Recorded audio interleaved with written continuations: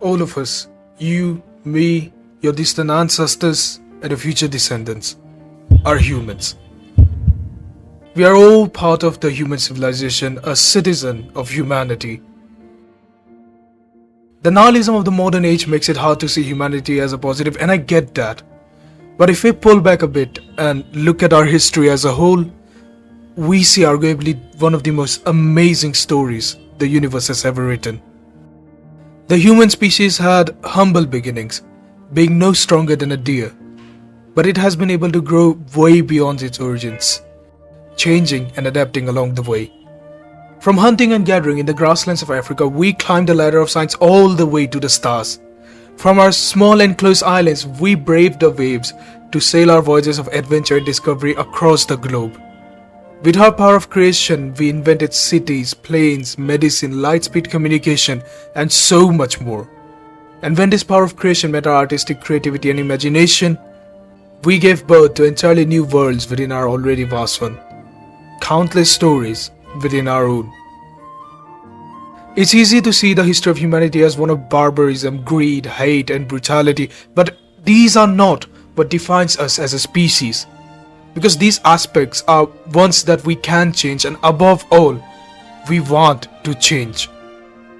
The true core of humanity does not lie in our inhuman moments, but in something much more fundamental that goes across generations, that we share with our most ancient of ancestors and our most future of descendants.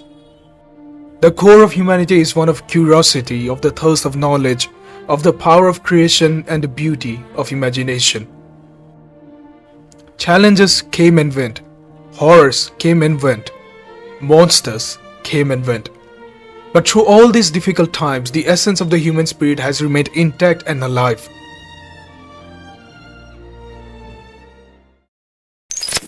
Humanity is a very passionate species, passionate about many things. It loves to learn, it loves to build, it loves to create. And this passion over thousands of years has helped us stand where we are today. We stand at the open end of a very long chain of people who came before us, whose work became stepping stones for our species to grow and grow, writing chapter after chapter of this grand epic. Humanity has achieved much more than any god could have ever imagined, and grown way more than any Laplace's demon could have ever foresaw, all while we are still very young to this world. We have only just begun. Sadly enough, there's no one to praise us for our achievements, no one to appreciate us, no one to write and read our stories than ourselves. So we ourselves praise our ancestors for their sacrifices and bravery. We immortalize them in our books and read their stories of adventure. Their creations, their passion, their achievements are valuable because we the living today use them, learn them, draw inspiration from them, and thank them. And as we march into a new chapter of the human story, we know that the coming generations will do the same for us, that they will praise us and remember us. This is the chain of humanity that all of us weave. This is the human story that all of us write. The very thought of losing all of these incredible things is horrifying to me. But what if all of this, our species, our creations, our potential and our future, were suddenly lost? What if the long chain was suddenly broken? What if the human story came to an abrupt end? That no one is left to create new things and no one is left to remember the old ones. What a tragedy it would be. That is the depressing theme of the story of Usuzumi no Hate. The fall of humanity in Usuzumi no Hate came seemingly out of nowhere as monster-like aliens called executioners attacked humanity. But more dangerous than the aliens themselves was the disease they brought along with them. A miasma that spreads through the air and when inhaled by humans, kills them within a few days. With its highly contagious nature and a mortality rate of 100%, this disease spread like a wildfire through the human populace and overwhelmed it. Those infected formed crystal-like structures on their body and hence the disease was the crystallosis. The bodies of those who die from crystallosis do not decompose even after the person's death. Their cadavers remain the same, as their moment of death. Humanity fought desperately against this crisis, trying everything in their power to stop this disaster, trying desperately to make a cure. But that was 50 years ago. Humanity has long fallen silent.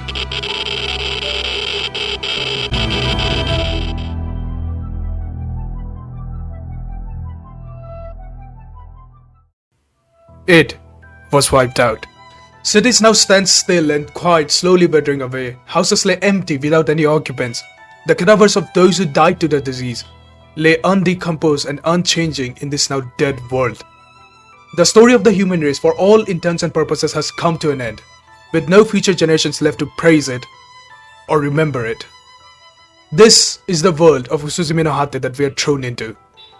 But while the human species has gone extinct, some of its creations continue to exist. Droids, AIs, and other systems humans built 50 years ago continue to operate to some extent, still following the last orders from their creators.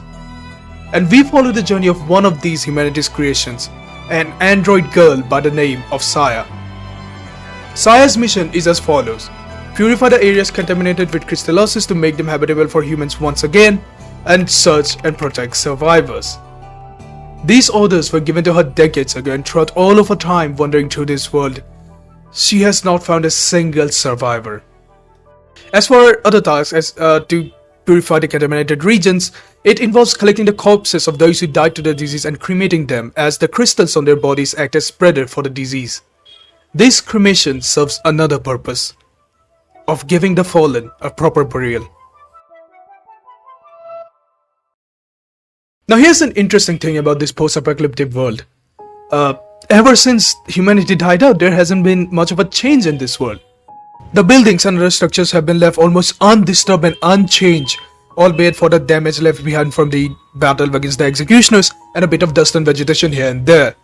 Even the bodies of those who died remain exactly as they were at the moment of death, unchanging even after decades due to the disease. It's kind of like the final moments of humanity itself have been frozen in time. And that creates for an incredible and daunting scenery. Because when people were infected with crystallosis, they knew they had barely days to live. But this also gave them an opportunity to choose how they want to spend their final moments. How did humanity choose to live its final moments? What were its final acts? What was it thinking? What was it feeling? What did it try to protect, and what did it leave behind? All of this and much more has been frozen in the scenery of Usuzumi no Hate. And we get to see all of it through the eyes of Saya. And it's gut-wrenching. A young couple spending their last moment drawing their portraits. A movie fanatic choosing to binge all of his favorite movies. A group of believers praying for salvation as the disease slowly took them, while others, scared and desperate, trying to enter a quarantine zone. All of this and much more have been frozen in time. But there are two instances specifically which stand out to me, and these will be big spoilers, so I recommend you skip to this timestamp of the video if you do not want to get spoiled.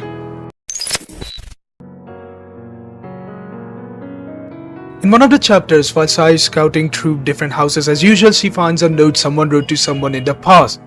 In the note, the person talks about survivors gathering in a shelter with enough resources to last them from generations. They tell the person this note is addressed to head for the shelter immediately. From the looks of it, the note never reached the person it was intended for. But it did reach Saya, and it prompts her to go to the coordinates of the shelter to check it out. She makes her way through the ruins of the city and reaches the gates of the shelter, only to find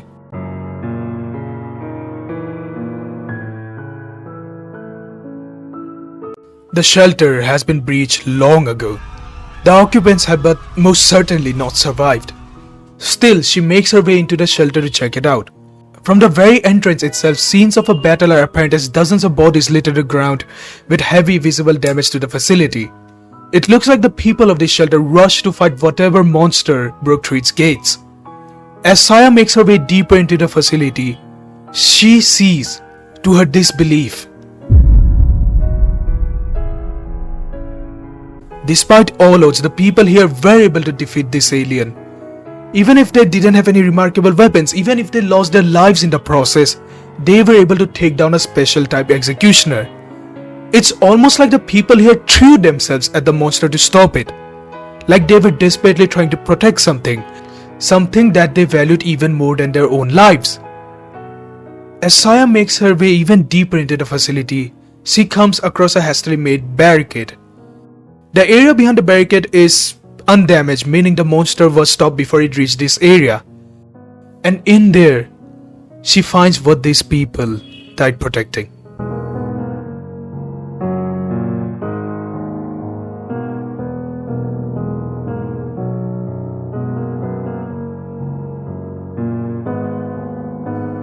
People say the ugliest parts of humanity become visible during times of crisis, but I believe the opposite is true as well.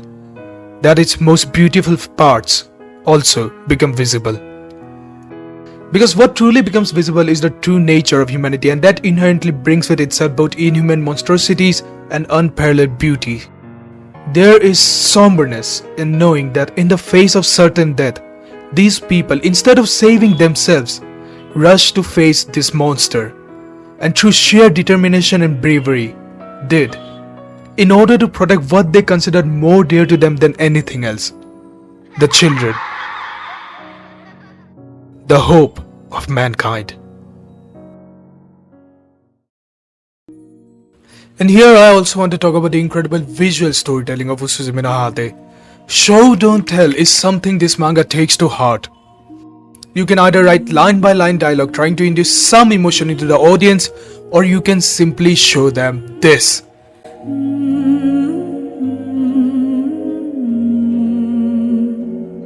The manga doesn't handhold us through its story, it draws it for us and lets us drown in those drawings. The story of Usuzumi no Hate is not written in words, it's written in the dark and abandoned megastructures. It's written in the endlessly stretching graveyards. It's written in the image of unfortunate children desperately clinging to one another for comfort. And it's gut-wrenching. Many stories use apocalyptic scenery to induce different emotions into their audience. The destruction of 2012 induces excitement, while the ruins of distant star induces fear. But in the case of Usuzumi no Hate, the emotion that the scenery induces into the audience is that of tragedy and loss.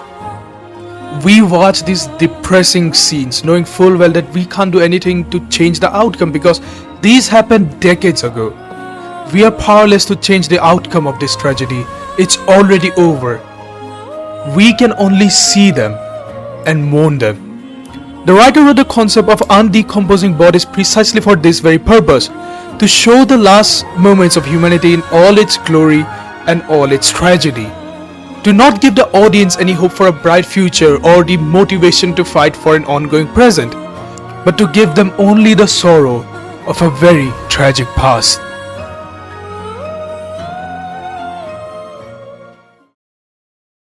The next series of incidents I want to talk about are those of the library and Ethan's backstory. One day, Sai is slacking away in her room when suddenly a droid arrives at her doorsteps. The droid introduces himself as Ethan, the librarian of the Central Library. He asks her to return a book the previous occupant of the apartment borrowed all the way back before the disaster.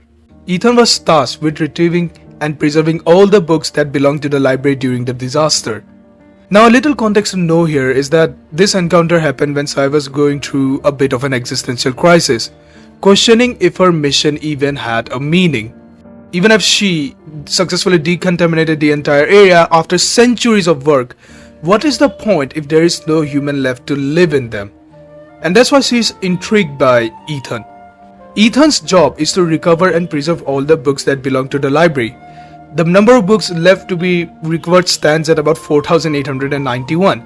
It would take a very long time to complete this task. But what is even the point of this task if there is no one left to read them?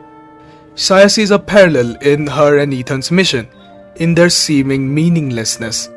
So she decides to follow Ethan to the library to check it out, to see if she can find any answers to her own mental turmoil. The library had mostly burned down during the disaster and all the books are being stored underground instead. She marvels at just how many books are being preserved at this location. but the doubt of their value still lingers in her mind. So she finally asks Ethan, with nobody around, is there even a point to all this work? Ethan replies with, for those who may one day follow in our footsteps, if there is even a single soul left, someone who hungers for knowledge, then there is value in protecting these books. These were the words the original librarian of the library left Ethan with during the disaster when she ordered him to preserve the books. Sai is still unconvinced and asks him if he is simply following the orders of the head librarian. And Ethan replies with, I am doing this because I agree with the librarian. And the proof that they were correct is that you are standing here right now. Hearing these words, Saya comes to a realization that this is true for her mission as well. Whether there is any meaning in her mission or not, she couldn't possibly know the answer right now. For as she appeared in front of Ethan after 50 years giving meaning to his mission, someone may definitely show up in front of Saya one day, giving meaning to her mission. This gives relief to Saya's crisis and a new meaning to continue her mission. Meanwhile, she decides to stay at the library for a bit longer and help Ethan with his work while also reading a few of these books.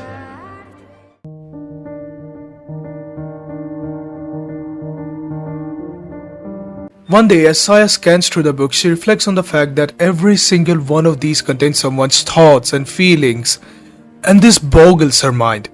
She marvels at the fact that even though when their own world was so vast, humanity created so many new ones through their imagination and stored them in these books. But she is suddenly struck by a sense of sadness that because there is no one left in the world, no new stories will ever be written, no new worlds will ever be born. And this is something very fundamental to Saya's character. Saya appreciates humanity and mourns its loss more than anyone in this world.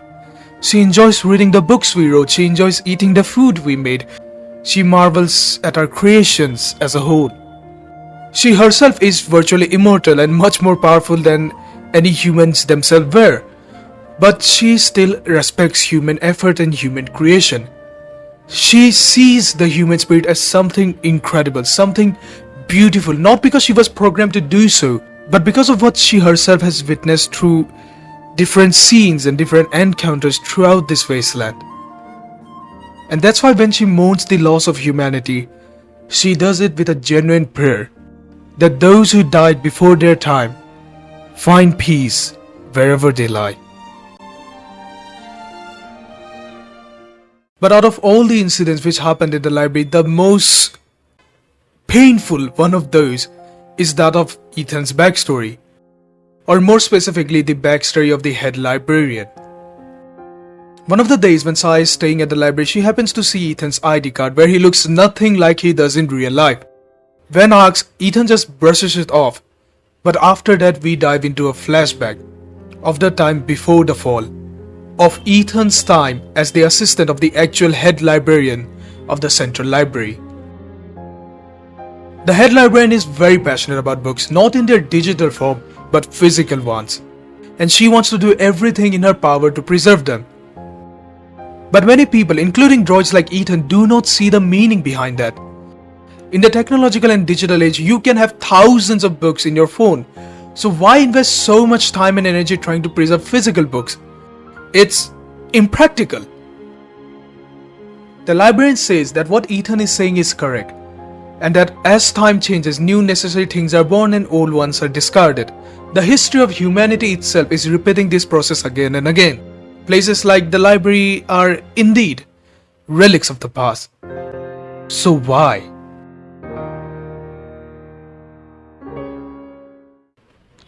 Well, the smell, for instance. The feel and sound of flipping through different pages. Being in the presence of books. The sensations that physical books bring to her is more precious to her than anything she can ever hope to express. There may be no meaning in this if the goal was simply consuming the contents of the book, but book reading is an experience for her, and this is a thing she isn't willing to give up on. She asks Ethan how does he feel about the library, and Ethan replies that he still has a hard time seeing the value of physical books rather than digital ones. but this view is beautiful to him.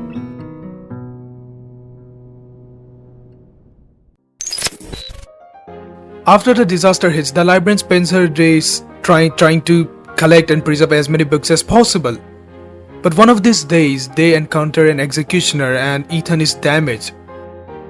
Soon after, the librarian too contracts the disease.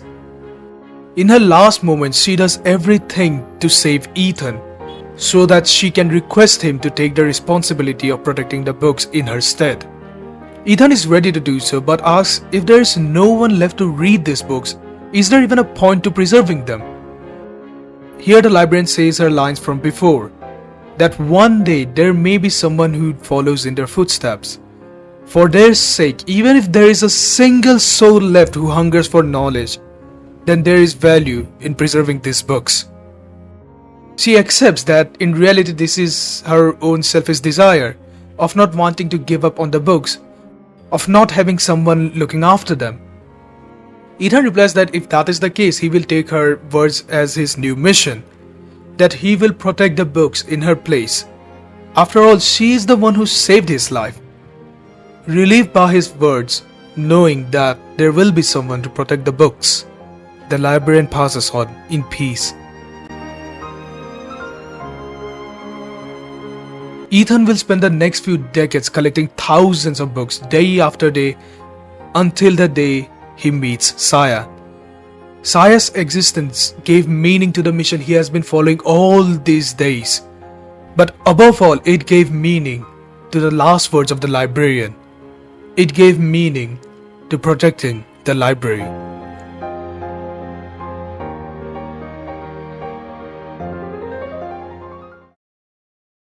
Ethan's flashback leaves you with yet another touch of sadness. The librarian is long gone, the library building has burned to the ground. But this also gives you a look into the passion humanity has for different things, and how this passion can influence others. The librarian to her dying breath tried to protect what she loves more than anything, and this passion, even if only slightly, influenced Ethan, a machine. And because of this, the library, even if not in its original form, has survived. The books have survived. 50 years after the librarian's death, her library is still standing. Her books are still safe.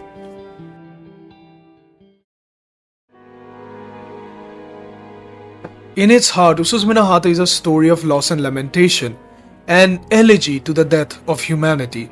Many chapters of this manga are named after the locations the story takes place in: the silent city, the library, the cinema, the museum, and so on. All these were places humans built, for things that humans created and achieved. The human spirit itself is preserved in these places. And because of that, there is slight relief and hope in knowing that even if humanity itself has died out, its creations and knowledge continue to exist in some form or another. As Saya herself walks through this barren wasteland, she appreciates us, she praises us, she mourns us. The human world is frozen in time so that Saya can see it to its fullest, see humanity as its ugliest and its most beautiful. To read the stories we wrote, use the machines we created, eat the food we made. The sights that Saya sees and the words that Ethan remembers are in essence echoes of humanity from the distant past. Saya, Ethan, and all the other creations which continue to stand 50 years after the fall of humanity is mankind's last act of defiance against its own extinction. That even in death, they refuse to be forgotten. Even in death, they refuse to abandon what they created. Even in death, they refuse to be silenced. Who knows what else lies for Saya in the world that humans have left behind? The echoes of humanity continue to ring loud and clear in the world of Usuzumi no Hata.